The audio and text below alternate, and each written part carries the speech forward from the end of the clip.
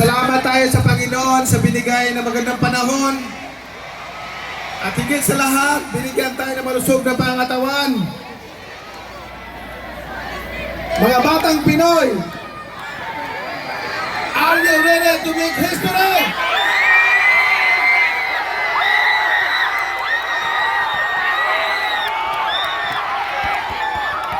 Are you ready to show the world the heart of the Filipino athlete? Welcome to my hometown, General Santos City, home of the champions.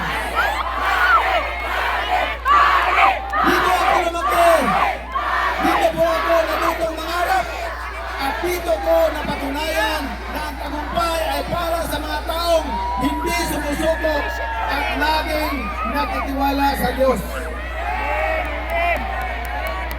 Lahat kayo na nagmula sa iba't ibang lungsod at probinsya ay may kwento ng sakripisyo at pangarap. May mga galing sa Luzon, Visayas, and Mindanao. Ngunit, iisa ang layunin nating lahat, ang magtagumpay, magbigay ng karangalan, at magbigay ng inspirasyon sa buong bansa. To our host city, General Santos, led by Mayor Norilly Pacquiao, kasama ang DepEd family.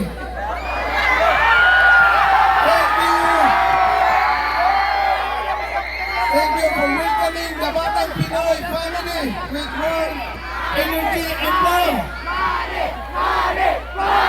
Your once again show the spirit of Jinsan, resilient, generous, and full of compassion. To the Philippine Sports Commission, maraming salamat sa pagbibigay ng oportunidad sa ating mga kabataang atleta.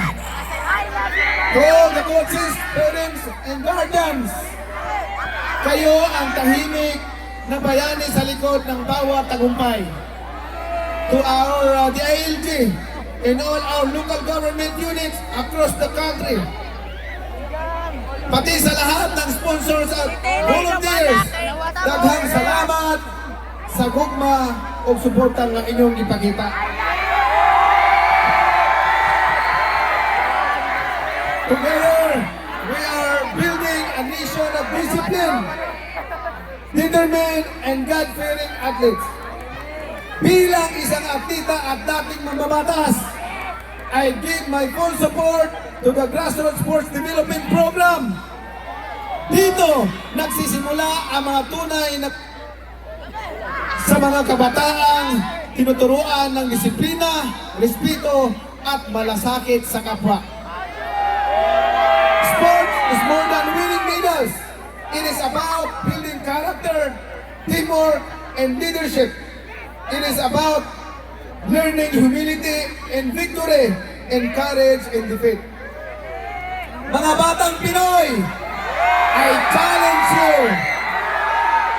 Train harder, play smarter, compete stronger, respect your coaches and your opponents, and in every victory or defeat, always honor God. When you play with integrity, you honor your city or province. When you rise after defeat, you uplift our nation. And when you give your best, you let the Filipino spirit shine. Mga batang Pinoy,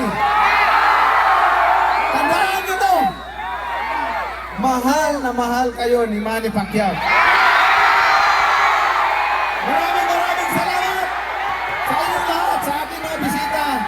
Good evening, everyone.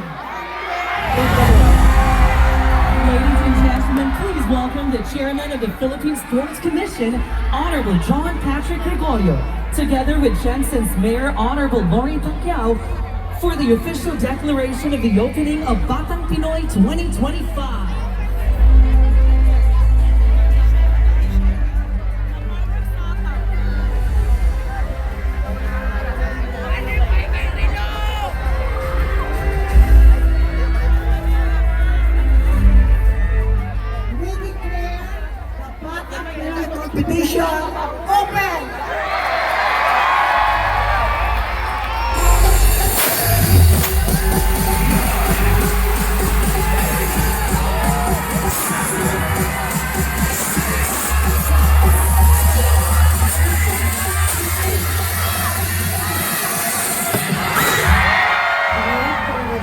pagtulog sa Batang Pinoy. Hindihan lang po anuman ang isabi na ating buhay. Ang tagumpay ng bayan ay ang tagumpay mo. Laban Batang Pinoy, laban Batang ating